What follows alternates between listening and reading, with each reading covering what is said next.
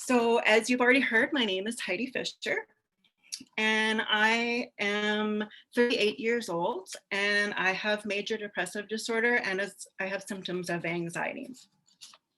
I grew up on a farm about an hour from Saskatoon, and since you're all over Saskatchewan, I'll say it's Purdue. So if you're familiar with that area, that's where I grew up. And I've lived here in the city now on and off for about 15 years. I had a pretty normal, happy upbringing. I did well in school, and I took part in a lot of extra activities. No one in my family has a history of mental illness, but I suspect that to be more an indicator of the times they grew up in than a reality. My first concrete memories of depression began in my early teens. I remember I started feeling unhappy, and over time that sadness grew into depression and suicidal thinking. This depression didn't stop me from behaving as I typically did, and it was, I can only assume, not obvious to those around me. But inside, those feelings grew. I have two large memories that stick out from this time. One is that is when I first started having these type of thoughts to the point of preparation. I had a plan and I thought I might do it. At 14, I had this plan, but thankfully I never attempted it. My second largest memory of this time is me flipping through the yellow pages. I'm old enough to know what a phone book is, and reading over the various therapists. I knew something was wrong enough that I wanted to look for help, but it didn't go further than looking. I didn't know how to tell my parents or teachers. When I look back now, I realize how much it would have helped me for mental health to have been a common topic. I didn't know anyone else with a mental illness, or that it was common, or where to turn for help. I didn't know that there were many treatments available. Growing up, going to a rural school, we didn't have anything like a school counselor, and the subject of mental illness didn't go beyond more than a half a day in health class. If I would have had the opportunity and knowledge, I likely would have reached out for help, but I was afraid and I didn't know how. Since I didn't know how to get help, I was at this time forced to come up with some of my own coping skills. I started writing poetry, painting, and other crafting. This helped me to have a safe way to express myself. I wasn't always depressed. It came and went over my teen years, and it lessened a bit as I got older. These feelings returned and were stronger when I was in my early 20s. At this time, I was in my second year of undergrad, and I was lucky to have a teacher who was very open about her mental health. This was the first time I'd heard someone talk about it freely, and it opened my eyes to the possibilities. I began to speak with this teacher about my own problems with my mental health, and with her help, I started talking to a doctor and I started therapy. If you were to ask me to explain what depression feels like, this would be my explanation. The overall general feeling for me is that no matter where I am or what I'm doing, I'm always climbing a mountain. If you're familiar with Lord of the Rings and Frodo climbing Mount Doom, that's what it feels like. Getting out of bed is no longer that, it's climbing a mountain. Making lunch is running a marathon. Making small talk is a 10-person interview. Everything becomes impossible and exhausting. That becomes relentless and would wear on any person over time. I begin to wonder what the point of life is if it's only going to be that pain. On top of those feelings, I start to have difficulties with sleeping, either too much or too little, not wanting to eat, getting sick a lot, and not taking care of my surroundings. I also experience some anxiety, which can come as part of depression or separately. With anxiety, it feels like the inability to stop worrying or worrying about things that aren't that important. Sometimes this stops me from doing things or takes things longer than they should. I sometimes have panic attacks, which feels like the inability to breathe, think, and keep control. To this day, I continue to use art and writing as a way to help myself through these issues. I also have attended support groups, I read a lot of books, and I go for walks. I also continue to use medication and therapy. And over that 10-year span from when I started, I've probably tried over 5 different antidepressants, a few anxiety medications, and a few different sleeping pills.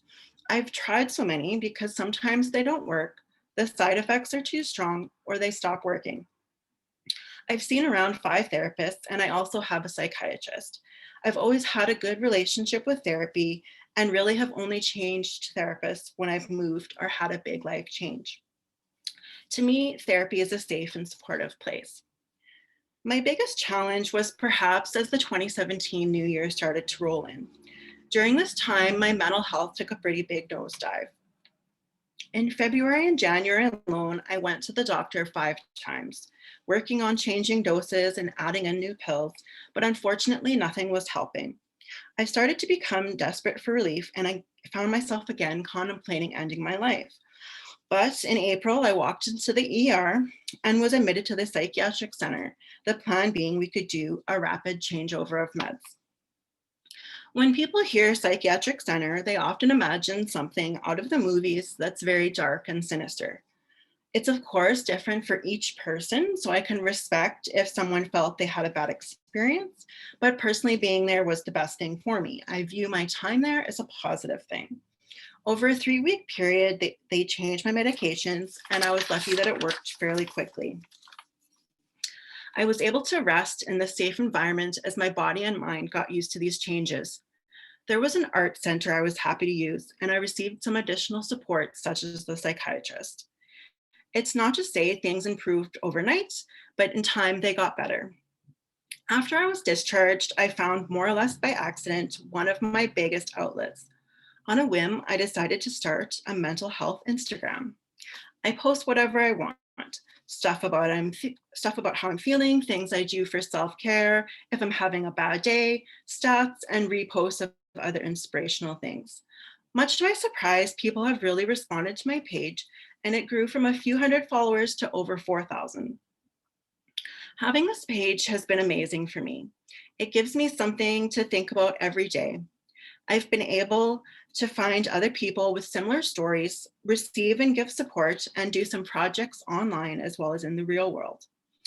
I'd always loved writing, and I wanted to be able to share that with the world, but in the past, I didn't know how to make that happen. As my page has grown, I've come up with some projects which has helped bring meaning to my life. Over the past 4 Christmases, I've done a gift drive for the Debate Psychiatric Center. Another month, and I'm doing it again this month, I asked followers to send me their picture, and I posted them along with what mental illness they have in order to promote visibility. And I've done various get-togethers. I hope to continue to grow my page with more followers and projects. I'm on Instagram as Mental Health YXE, and you're welcome to follow me if you like. You can also find me on the Mighty where I write articles. So in order to conclude sharing my story, I'll sum up what I hope to achieve by sharing it. I want to be that person that I didn't have in my youth. I want to let people know that yes, these mental illnesses exist, and that if you do have one, you aren't alone, it's not your fault, that there's treatment and you deserve to get it. Before all this COVID, I had a get together with about 25 people, all in the 30-year-old range. I gave a little speech, and during it, I asked them to put up their hands if they themselves had a mental illness, a family member, a friend, or a coworker. All 25 people had their hands raised. It's a small proof to remind you that mental illness affects everyone and that it doesn't need to be a secret. Mental illness is something that will always be part of my life, but it doesn't need to control my life. I need to take medications, and sometimes those medications need to change, but that's no different than someone who takes an aspirin each day. I'm also likely to need some additional support, such as therapy, but that's no different than someone who goes to the gym or the chiropractor. I've done many things with my life. I've traveled all over the world. I have a master's degree. I've had articles published, and I have a mental illness. I'm not ashamed of it, and that's what I would want for anyone else with a mental illness too. Thank you. Then the awkward part, so we're gonna jump into my slides. So here we go.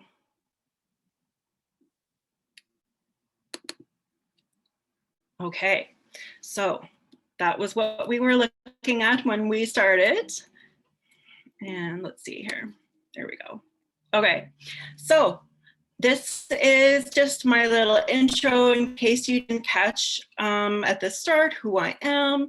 And that's my Instagram page. That's my little logo. So if you're ever looking for me, that's how you would find me. Then I just like to do a little bit of bragging. So this is my bragging page. So just different articles I've done, and you can kind of see like some presentations that I've done. So that's my little page that like makes me feel good about myself. So I just like to share that. So we're gonna jump right into it. So one of the things that I really want people, when I'm giving these presentations, to realize is just how common mental illness is. And so you can see that on the slide, some of those figures. So approximately 1 in 4 individuals worldwide have or will have a mental illness. And by the age of 40, about 50% of the Canadian population will have had or have a mental illness. And you can read the other figures there as well. So, you can just from seeing those numbers, realize, this is a common issue. It doesn't need to be a secret. If you're in a room of 4 people, chances are one person has or will have a mental illness. It's just it's much more common, I think, than we often realize. Just at the bottom of the slide, if you're curious where I got some of those figures from, Canadian Mental Health Association, the WHO website as well. So we all have mental health, right? So everybody, you wake up in the morning and you feel a certain way, right? So we all have mental health. It does, you don't need to pay attention to this if you have a mental illness, right? Because we all have mental health. And another interesting thing about that is you can have a mental illness, but be mentally well. So like myself, I have a mental illness, but I go to therapy, I'm taking medication, I do the things I need to do, and I am mentally well. But the opposite can also be true. So you can be mentally unwell and not have a mental illness. But that concern, if you don't take a look at it, it could turn into an illness over time. And just, in the same vein of that. So we take our mental health with us wherever we go. So it can impact, your daily life, your work life, your relationships, and so on. And it can be influenced by those things as well. So it's just sort of an overall idea of we all have mental health, and it's not just a topic for certain people. I popped this slide in now because of COVID times. So, we're all living through a really difficult time, and the pandemic is undoubtedly impacting our wellness. The stress that we're facing from, all sorts of things. So if it's whether that's, working from home, or not being sure about to work, or your kids are home from school, just missing seeing friends, all those things can impact our wellness. And those things, if we don't pay attention to them, they could trigger or worsen a mental illness as well. So it's really important to keep an eye on our mental health during this time. I popped this little graphic on here. I thought it was interesting. I got it from the Canadian Mental Health Association, I believe. So they did a poll. It says 46% of people in Canada are experiencing anxiety or worry due to COVID-19. I would hazard a guess that it's probably more like 95%, and it's just, whoever happened to answer that survey. But I think it's a good visual to just remember, like, this is a difficult time for so many people. And if you're having worries and stresses and troubles with your mental health, that's almost a normal reaction to what we're going through. Another part of the reason that I do what I do is stigma. So, we've all heard the word stigma. We recently just had Bell Let's Talk Day. So it's a common word that we're getting more used to hearing. But mental illness still has stigma as a large barrier. And it's just viewed in a different way. Often people talk about it differently, think about it differently, and it can really impact somebody's willingness to get treatment or even get a diagnosis or go for therapy or even just to talk with their friends about how they're doing. So it's really important to take note of that. I just have that little cartoon there, and it's somebody thinking about, I think they're thinking about maybe at work they're maybe going to tell somebody that they have a mental illness or something, but then they're not sure because, well, leadership might treat me differently, or it could hurt my career, or I'll be seen in a bad way. So that's just kind of what that little guy is thinking about. And yeah, so, this stigma can impact all sorts of things. So it might impact somebody's employment, finances, relationships, and physical health. And obviously it could add on to the mental health aspect. And then at the bottom, I just have a little blurb, a little food for thought. So we don't, like I said at the beginning there, a lot of people, we just don't think of mental health in the same way as we do as other physical illnesses. But in fact, even though it's called a mental illness, it is a physical illness too, because it has to do with your brain and different things like that. And, do we judge somebody else for having arthritis, or would we judge someone for having a heart condition? And would you ever tell somebody, not to take blood pressure medication, or that you don't agree with insulin? But those are the type of things that people with mental illness often hear, but you would never say that to somebody else with a different type of condition. So I think those are just really important things to keep in mind. So there's lots of ways to combat stigma. I have my nice long list here. Right now, you're already doing it, so yay, good for you. Just by being here in this presentation and listening to what I have to say, you are doing that. So educating yourself is a great step. Learning from persons with the disorder. So now you get 2 stars because that's me as well. So you're off to a great start. There's something called using person first language. So if you've never heard of that, it is pretty much what it sounds like. So you don't say, oh, that's schizophrenic, or oh, that so and so. If it's necessary to refer to something, a disorder someone has, then you would say that person with. So they're a person first, they're not their disorder. Like my dad has a heart condition, so I would never say, oh, hey, you heart attack guy, right? It's I would say, well, my dad has a heart condition, right? So that's just what that's talking about with person first language. And then the second part of that is not tolerate stigmatizing language. So on the other side of the slide, there's just kind of that little thing that says language matters. So sometimes we use mental illness words in ways that are inappropriate. So just really kind of recognizing that and stopping yourself from doing that. And if you're hearing other people kind of using that, you can always talk to them and say, hey, like I noticed that you're saying it this way, and I'm just wondering if you could not. I was thinking about this, and so I'm not sure how many of us are on here right now, but potentially there was going to be 150 or so. And so when I was thinking about those numbers before, the 1 in 4, that would mean that technically like about 37 or so of us could have a mental illness or will or something like that.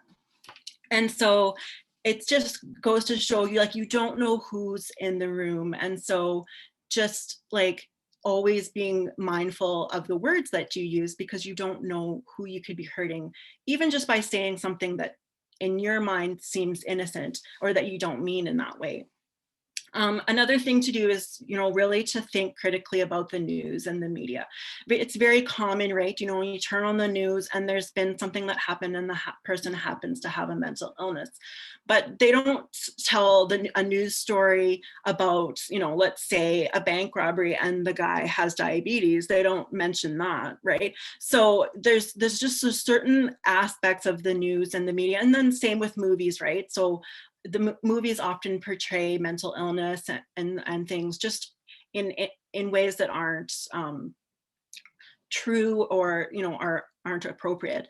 And if you do notice that, you always can complain. If you're a Twitter user, or all those sort of things, you can always say to different things in the media, hey, like I didn't think that was appropriate. Examining your own beliefs and attitudes. So hopefully just from hearing some of the things that I say today, maybe you'll have some different ideas or different thoughts, or if you continue down your path of, learning more, then that's what would happen.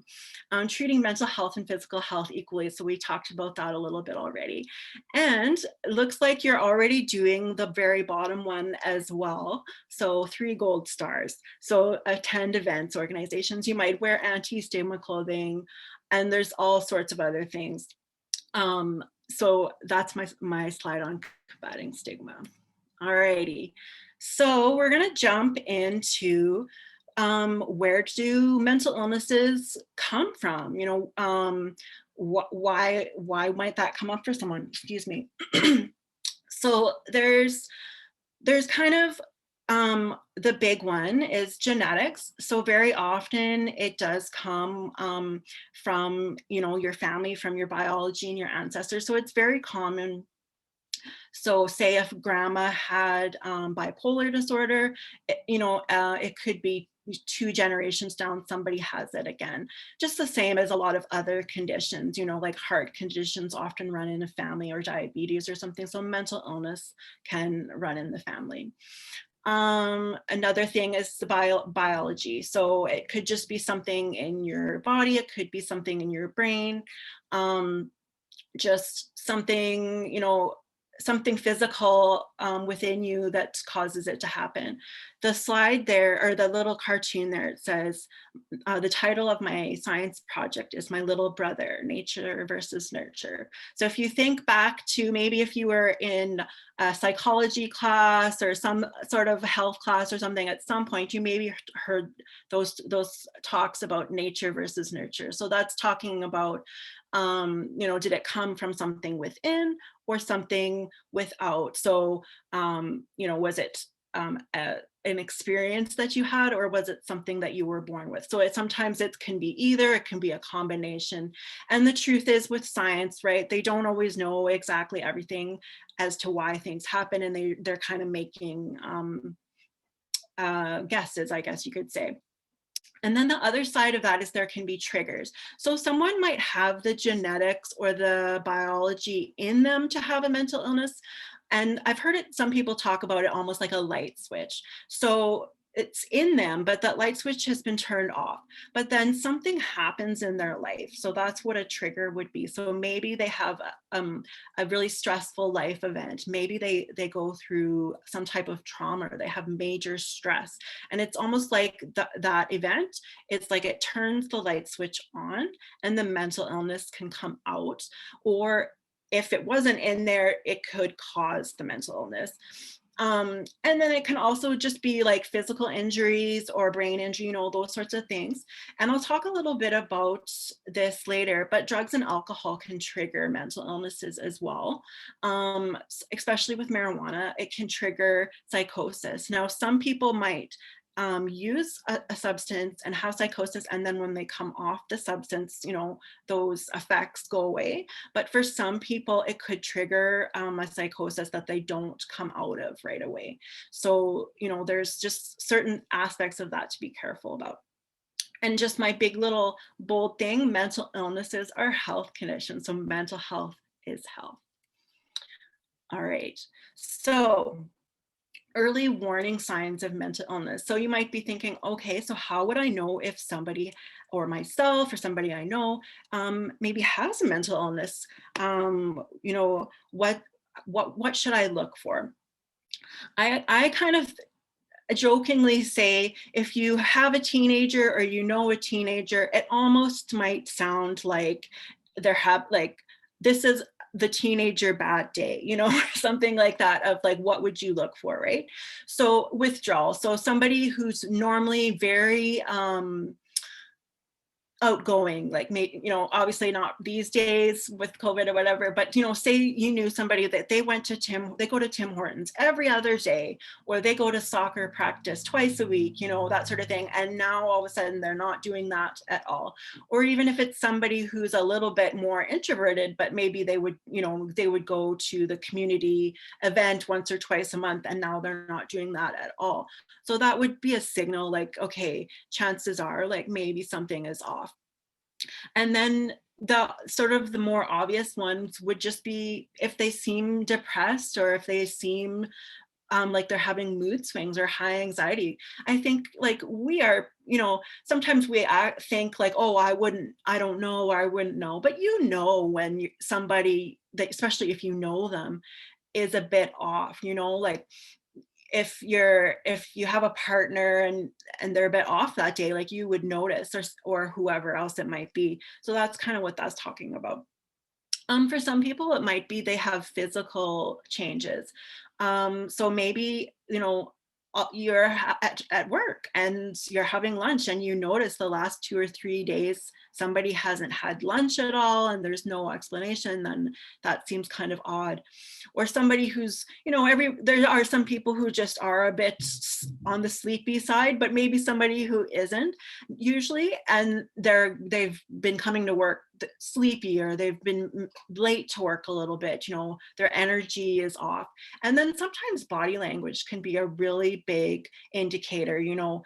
Somebody's not making eye contact, their shoulders are slumped, things just don't look off. And sometimes, for some people too, it might be they usually dress really nice, or they usually put on makeup, or they put on nice, jewelry, they put their clip tie clip, there we go, on, and that sort of thing. And now they're not doing that. There might be trouble concentrating and decision making. So just their thinking is a little bit off. And then there can be changes in thinking, language, and school and work. So of course, if you're experiencing all those things, it'll affect the things that you do in your day-to-day life. And so why would you want to catch something at the early stage? That's what the little bottom portion is about. So the sooner a mental illness is detected and treated, the better, right? So like, if you had a broken leg, what would be better, to walk on it for 2 weeks and then go to the doctor, or go to the doctor, the day you break your leg? Obviously that you'd want to go the day you broke your leg. So with mental illness, it's the same way. The sooner you can go, the better it is, because there can be better treatment outcomes.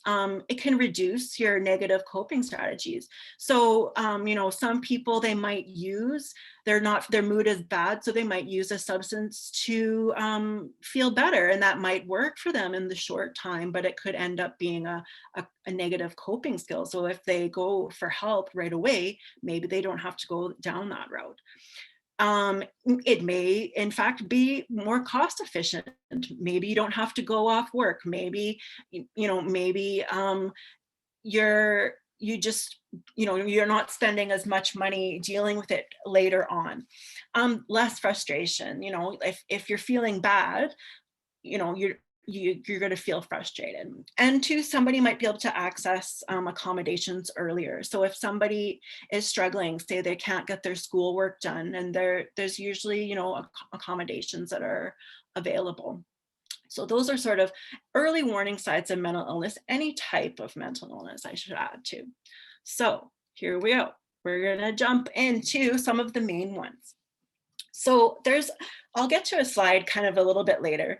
There's a whole bunch of different types of mental illnesses, and we don't have time to go over them all, obviously. So what I do is I just kind of pick out some of the most common, or ones that hopefully will be helpful, and they'll just kind of give you a general overview and just like a little starting off point that will hopefully help you understand just a little bit of what you might see in these illnesses. So depression, which is what I talked about myself. So I have what's called major depressive disorder. And that's kind of what it's talking about this. So yeah, it's very common. There's kind of, they always have these little quirky expressions and different things in the psychology world. And one of them is that depression is the common cold of psychiatry. So if you're gonna have a mental illness, chances are it's gonna be depression. And on the other side of that is anxiety is also very common, and they also often come together. It's not a matter of just having a bad day, or we all have you wake up on the wrong side of the bed, or you just have a headache that day. We all have those days. It's more than that. The little cartoon that I put there, I think it's just meant to be kind of cute, but also it's very true. So it's this little guy, and he's saying, stop it, stop being sad right now, stop it. And then he's just lying there, right? So you can't just say to somebody who has depression, like, well, just be happy. It doesn't work like that. So one of the ways that they diagnose most mental illnesses is, like I was saying, it can't be just sort of a 1 or 2 day thing. It needs to be about 2 weeks long, to start. So if you go to the doctor and they would say, well, how long have you been feeling this way? And say you said a month or whatever, then they would know, okay, this has been going on for a while. So it needs to be for about at least 2 weeks. And then the symptoms are often kind of, I think they're the ones that you would know, or they kind of are the ones that make sense. So the feeling of sadness, loss of interest and enjoyment. So myself, I love movies. I love doing photography, going for walks, all sorts of things. And if I'm in one of my really depressed moods, like, I don't even want to do that stuff. Like, I find it really hard even just to watch a movie. So that can be that. Distorted thinking. So just sometimes, everything is black and white just not thinking about things super clearly. There could be self-harm or thoughts of suicide. Person might decrease their self-care. So that would be like, maybe they're not eating properly, maybe they're not taking a shower. And then again, some of those physical symptoms that we talked about, that would be warning signs, they might continue on. And then there's different types of depression. So that's kind of what I was talking about. Like, there's all sorts of different conditions, and I'm not going to get into them all, but there's just different levels of depression. One of the ones I didn't put on the slide, but one that's very common in Saskatchewan is called seasonal affective disorder. And so that's where people get more depressed in the winter because they're not getting proper sunlight. So, there's different types of depression, and different ones would have different treatments. So like with seasonal affective disorder, you might use there's something called a sunlight. So, and you would go over with your doctor or whoever the symptoms that you're experiencing, and they would be the one to figure out like what type of situation that you're having. All right, so we are going to jump into, bipolar disorder. So as you may know, they often change names of things, and they sometimes use different names in movies and things like that. So you may have heard it called manic depression. But it is the appropriate or the proper term these days is bipolar disorder. It affects about 2 in 100 persons. And so what bipolar disorder is you get the one side, which is the depression side, and then you get a different side, which is called mania. So it's where a person's mood can go quite down and then quite up. And so on my list here, it talks about what mania can look like. So somebody might have really increased mood, their self-esteem might be great, they think they're the best person on the planet, their speech might become really fast, they might get really interesting ideas about themselves, or delusions, racing thoughts. And so for some people, it comes out sort of more of an irritability or a restlessness. Maybe they don't need to sleep at all. And then there can be a lack of inhibition. And a big one can be spending. So I've heard stories of, somebody going to Vegas or getting on an airplane and, doing something that they couldn't really afford when they were in a manic state. And so there's different types of bipolar. So you might hear there's bipolar 1, there's bipolar 2, and there's some others. And really what those mean, and that you can see in that little picture at the bottom. So really what that means is some people who have bipolar, their mania goes a bit more extreme than others. So then they just get a different categorization.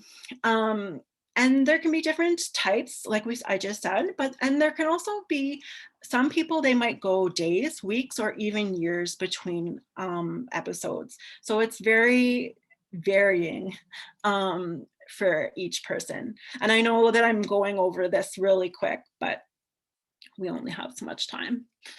All righty. So anxiety. So again, if depression is the common colds, anxiety is the cousin to that, whatever that is. So 1 in 4 people, we all have experienced certain levels of anxiety in our lives. If you haven't, then there's probably something wrong with you as in that side too. So, but again, it needs to last for at least 2 weeks, usually for the diagnosis, and it needs to impact your life significantly. So an example I give is, say if back in school days, right, if you had an exam, you might be anxious the day before, but you would study and you'd go and you'd still have butterflies in your stomach, but you'd write the test and get over it, right? Whereas a person with anxiety, they might feel all those things, but then they don't get out of bed the next day, and then they don't go to school and they don't write the test, and then they don't go to school for another week because they're so anxious thinking about that they're going to get in trouble for not writing this test, or something like that. So it really impacts a person's life. And it's very, very common for depression and anxiety to be together. There's different types of anxiety. So there's social anxiety, where you have troubles interacting with others. There's generalized anxiety, obsessive compulsive disorder, panic attacks, and post-traumatic stress disorder. And if we had all the time in the world, I would go through all of those as well. But those, I'm just gonna sort of highlight them just to say, like, there's lots of different types. And the little cartoon I have it there is, there's this little guy and he's holding these balloons, and the balloons say fear, anxiety, and pain. And the person on the left says, well, just let go of them. And he said, well, it's not that easy for me, right? So often, again, like sort of like people do with depression, oh, just be happy. People will sometimes say, well, just don't worry, or don't let it bother you. Well, as great as that advice might be, if you have a disorder, that advice, isn't always the most helpful, or it's just not as easy as saying, I'm not gonna worry about it. So we're going to quickly go over what schizophrenia is. So it affects about 1 in 100 people. It's more common than you might think. It occurs in all men, women, and social classes and cultures equally.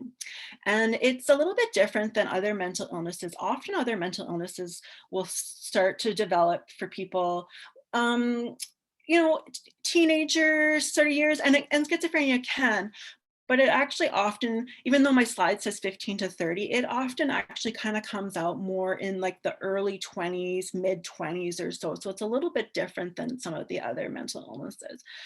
And I'm not sure the reason why that is. It's just, I think it's something to do with how the brain develops. Schizophrenia is not a multiple personality disorder. So very, very common, right? On movies. And if you've seen that movie, Split, that came out a few years ago, they often mix schizophrenia in with like a multiple personality or something, and that's not what it is. So what is schizophrenia? Again, we're just doing our very quick go over here. So there's something that I just need to check my time here. Okay, we're good. So there's something that's called positive symptoms of negative symptoms. So positive doesn't mean that they're good. It means that something's being added, and negative means something's being taken away. So for positive, something that's being added. So if somebody with schizophrenia, they might have hallucinations. So that's where they hear, smell, feel something that's not there. Delusions might be things that they believe to be true that aren't true. Paranoia, so there might be some very suspicious thoughts and feelings, like the government is trying to do this, or the TV is talking to me, that sort of thing. Thought disorder, so just their thinking might not be correct, or it's really hard to follow them. And then again, there can be some of those very similar symptoms to depression or other mental illnesses. So the withdrawal, the loss of motivation, diminished self-care, decreased memory, ability to focus, and depression, anxiety, risk of suicide. So it's very common to have similar symptoms. Violence is not a symptom of schizophrenia. That's really important to know, because like I was talking before with stigma, schizophrenia very commonly has if you were going to choose a mental illness that had the most stigma, probably it would be schizophrenia, and that's because of how it's treated in movies, in the news, and it's very common for movies and TV shows and stuff to show somebody who has schizophrenia as being violent. Well, that's not a symptom of schizophrenia. Is it possible that somebody who has schizophrenia could do something violent? Yes. But could a person with a heart condition do something violent? Yes. It doesn't mean they did it because they have a heart condition. So that's really, really important to recognize. There's also an interesting condition that you could hear of. It's called schizoaffective disorder, and that's a combination of schizophrenia, bipolar, or schizophrenia and depression. So as you can tell, sometimes the doctors have their work cut out for them trying to figure out what disorder someone might have. Okay, substance use disorders. The one thing that I really want you to know when it comes to substance use disorders is that they are a mental health condition, right? So often people think, oh, it's a choice, or that person, it's their fault, or that sort of thing. Well, that's not true. It is a health condition, and it needs to be treated like a health condition. They can trigger or worsen symptoms of other mental illnesses. It's very common for people to medicate in their daily lives, self-medicate. We all do it to a certain extent. You probably, if you're a coffee drinker, that you are using a mind-altering substance to cope with the fact that you're tired in the morning, right? So it's very common for people to do that to varying degrees. And sometimes it's with something like coffee, where maybe you're probably not going to get into too much of a problem with it, but it could be something else like pot or crystal meth or something like that. But there's a reason why people often use those things, and it's often to deal with symptoms.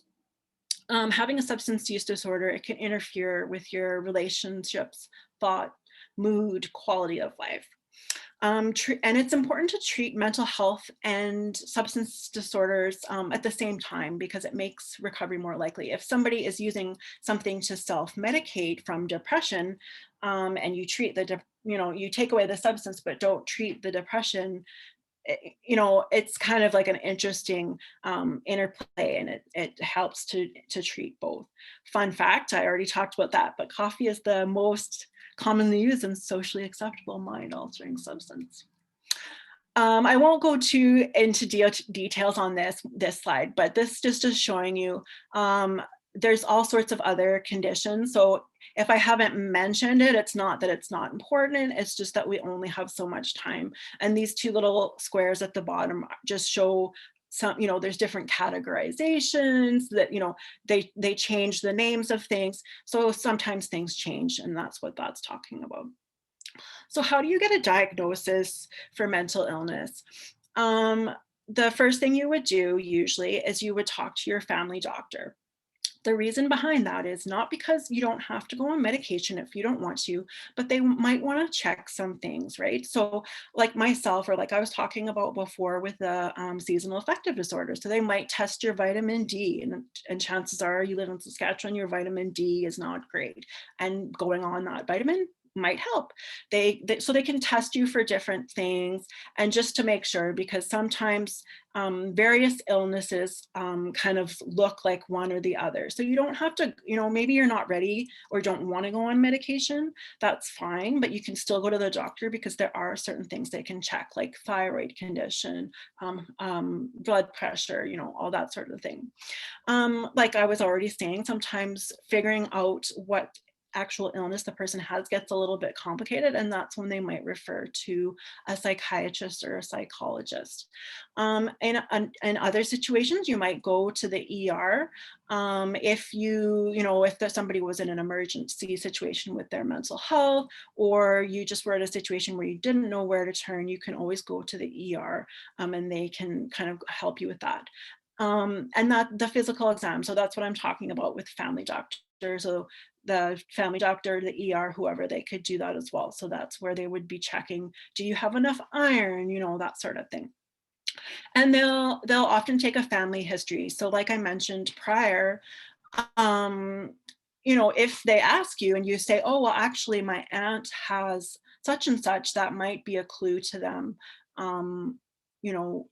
that you might have something similar. So what are the treatments? So I think you've already heard a lot of them, and that you know them too, right? So medication for a lot of people, myself included, is the number one thing. For me, it's the one thing that works. I'll probably be on it for the rest of my life. I'm totally fine with that. I always share that with people, because along with stigma for mental illness, there's stigma against mental health medication. As hopefully you can see, I'm a perfectly normal person, and yes, I take a big handful of mental health medications.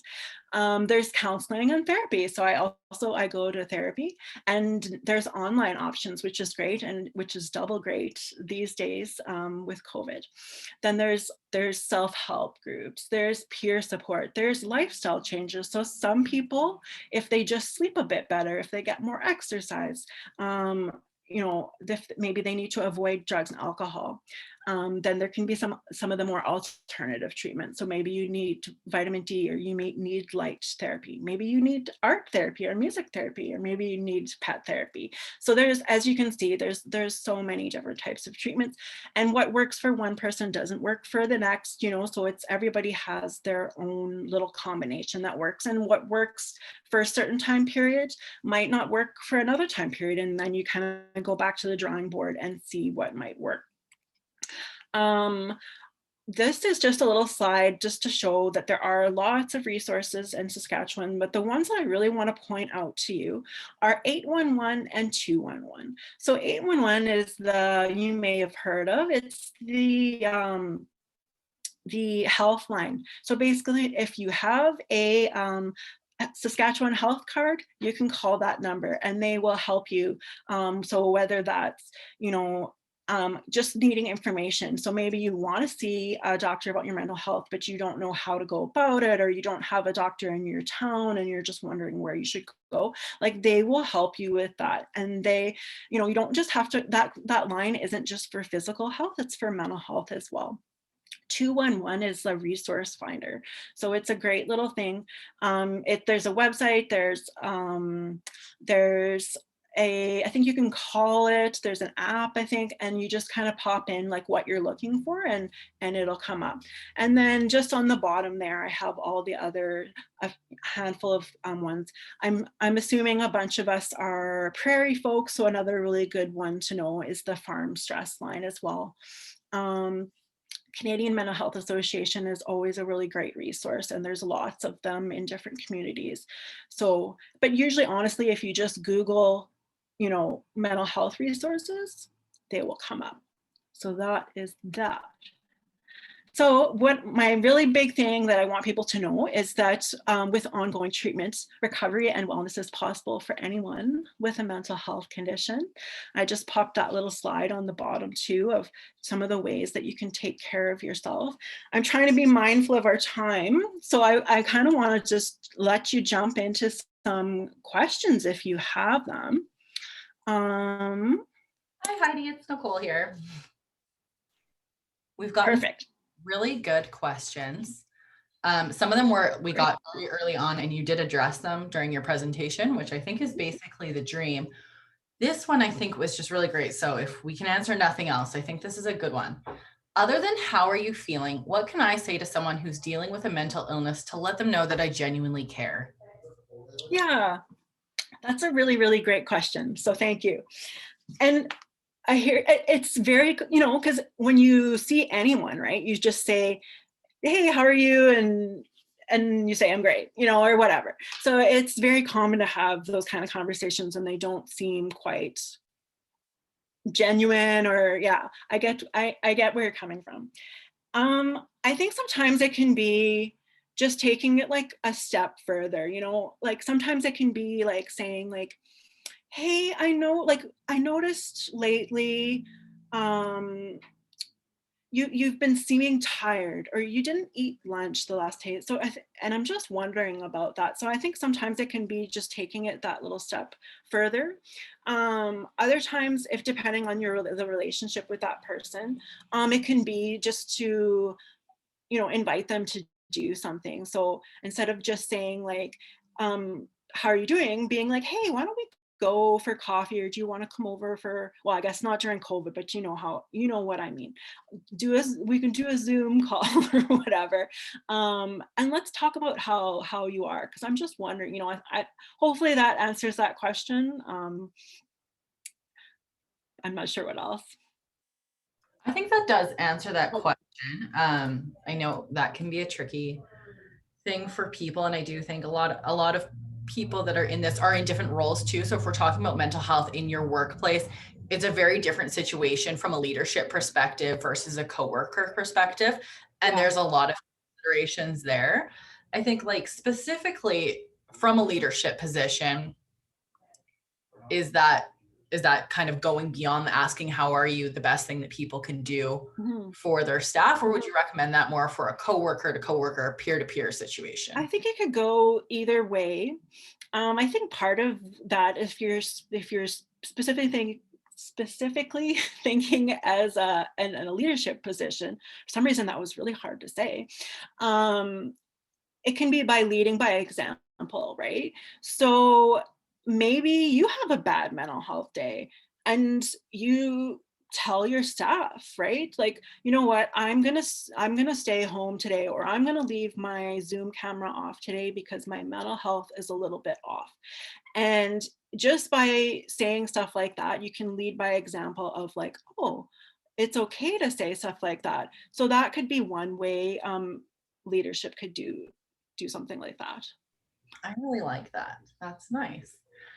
There were a few questions about, and I don't know if you can give us answers to these, but maybe shine a little bit of light. How did we get to a point where mental illness is such a common thing in our society? Has it always been this way? Is there something like as a society as a whole that we can do to make this not be such an issue? Yeah. If I knew the answer to that, I'd be a billionaire. So my answer is I don't really know, but I do have some suggestions. So I obviously, science is always changing and things are always changing. So I think, mental health and mental illness, it's always been there, but maybe we just didn't have the words, or people weren't sharing about it, that they had that problem, or the language wasn't there. So I think it's always been here. And some of it seeming bigger now, it might be that just more people are willing to talk about it now. One of the things that I think about often when it comes to mental illness is community. And so, everybody's situation is different.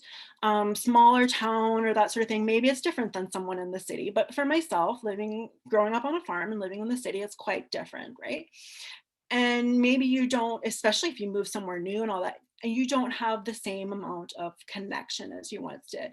And mental illness, in my experience, it tries to convince you that, like, other people don't like you, or there's something wrong with you, and you already start connecting with others less. And then nowadays add COVID on top of that, right?